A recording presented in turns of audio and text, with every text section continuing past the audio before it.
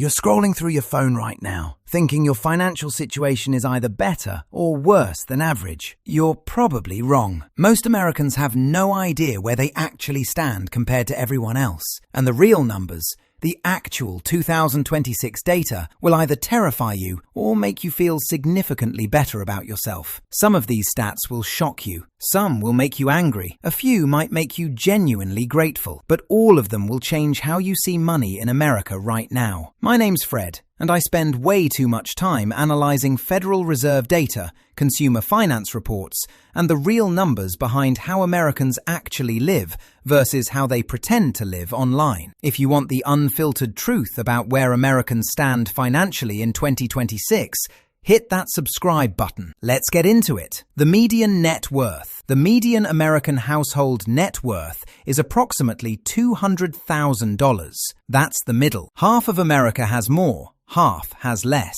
But here's what's shocking. Most people think the average is much higher. Why? Because you see wealthy people online and assume everyone's doing better than you. They're not. Half of America has less than $200,000 in total net worth. Combined savings, home equity, retirement accounts, everything, minus all debts. If you have more than $200,000, you're literally above average. 56% of Americans cannot cover a $1,000 emergency without going into debt. Let that sink in. More than half the country is one car repair, one medical bill, one unexpected expense away from borrowing money. Not lower income people, not people making minimum wage, people making $60,000, $70,000, $80,000 yearly still can't cover $1,000 without pulling out a credit card. This isn't a poverty problem. It's a financial habits problem. The average American retires with $164,000 saved. $164,000 to last 30 years of retirement. That's $5,466 per year. $455 per month from savings. And here's what makes it worse.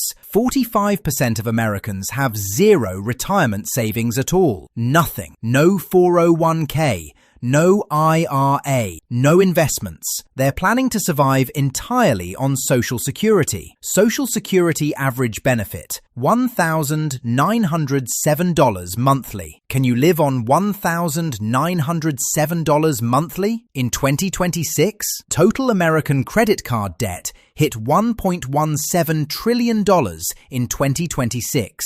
Trillion with a T. The average American household carries $10,400 in credit card debt at an average interest rate of 22%. That's $2,288 in interest payments yearly on debt that buys them nothing new, just services old spending. And here's the part that makes financial advisors cry. Most of these people are simultaneously saving nothing for retirement while paying $2,300 yearly in credit card interest. They're losing the wealth-building race before it even starts. 78% of Americans live paycheck to paycheck. Not 30%, not 50%, 78%. And this isn't just people making $30,000 yearly. 34% of people earning over $100,000 annually also live paycheck to paycheck, making six figures, spending six figures,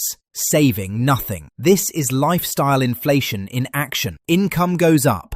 Spending goes up faster. Savings stay flat. The treadmill gets faster, but nobody gets further ahead. The median home price in America crossed $420,000 in 2026.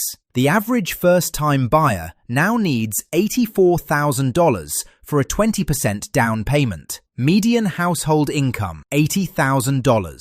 They'd need to save their entire income for over a year to have a down payment. After taxes, utilities, food, car payments, student loans, most first-time buyers take 7 to 10 years to save that down payment. Meanwhile, rent keeps climbing, making saving even harder. The home ownership rate for Americans under 35 has dropped to its lowest point in decades. Not by choice, by necessity. Total student loan debt in America, $1.7 trillion. Average student loan balance per borrower, $37,700. At average 6.5% interest rate. That's $2,451 yearly in interest alone. For education that may or may not have increased their earning power enough to justify it. Here's the generational impact nobody talks about. Someone with $37,700 in student loans invested at 7% for 30 years instead. That's $287,000 at retirement. Most Americans are paying off the past instead of investing in the future. The top 1% of Americans own 32% of all wealth. The bottom 50%? They own 2.5% combined. Let that math sink in. 1% of the population owns 32% of everything. 50% of the population shares 2.5%. The top 10% own 67% of all American wealth. That leaves 33% split among the remaining 90% of Americans. This isn't about fairness or politics, it's just math. The structure of American wealth is more concentrated than most people realize. And it's getting more concentrated every decade. Only 58% of Americans own any stock at all. 42% of the country owns zero investments. No stocks, no index funds, no ETFs, nothing. They're completely excluded from wealth building through markets. And here's the generational impact. If you invested $500 monthly from age 25 to 65 at 8% return, $1,750,000. If you invested $0, $0. The gap between investors and non-investors over 40 years isn't 58% more money. It's the difference between millionaire and broke. The people not investing aren't mostly poor people who can't afford to. Many are middle-income earners who either don't trust markets or never started the habit. The average American expects to retire at 66, but 49% of Americans are forced to retire earlier than planned. Health issues, job loss, caregiving responsibilities. Nearly half don't get to choose when they stop working. They get chosen for them. And when forced retirement happens at 58 instead of 66, 8 years of no contributions plus 8 years of early withdrawals. A $500,000 retirement fund becomes significantly smaller. They needed 8 more years of savings. Instead, they needed 8 years of early withdrawals. The retirement plan that looked fine at 55 becomes catastrophic at 58.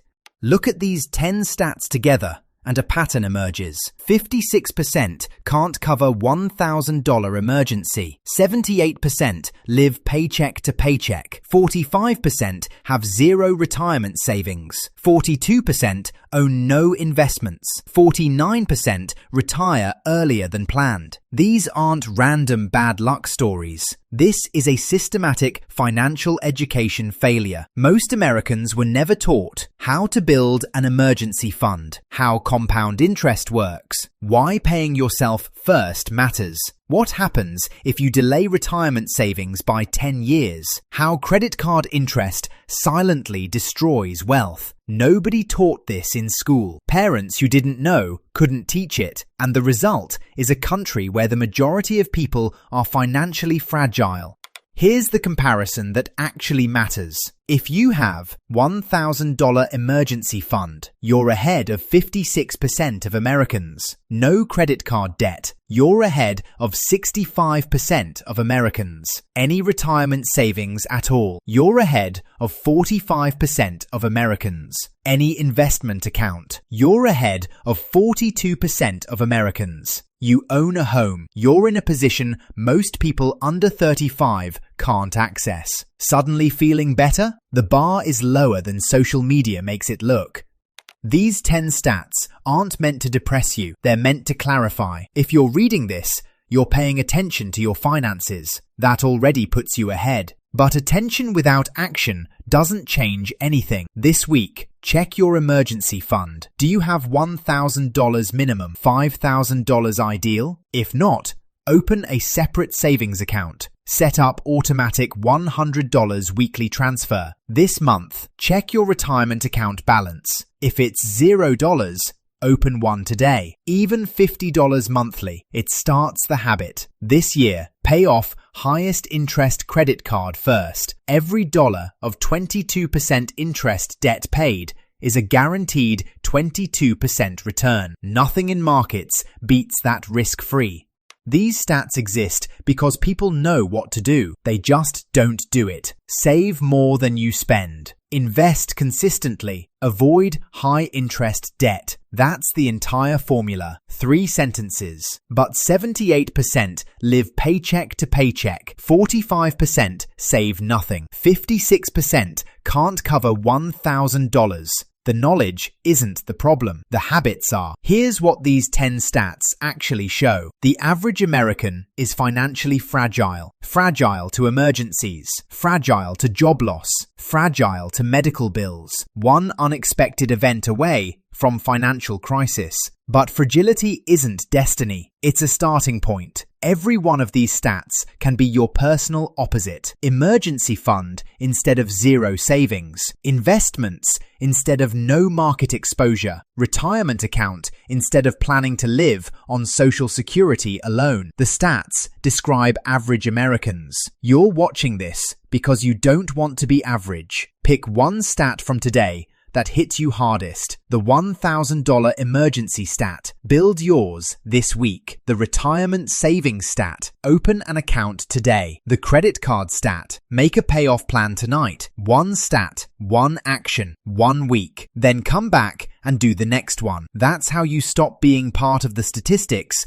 and start being the exception. The data shows where most Americans are. Decide today where you're going.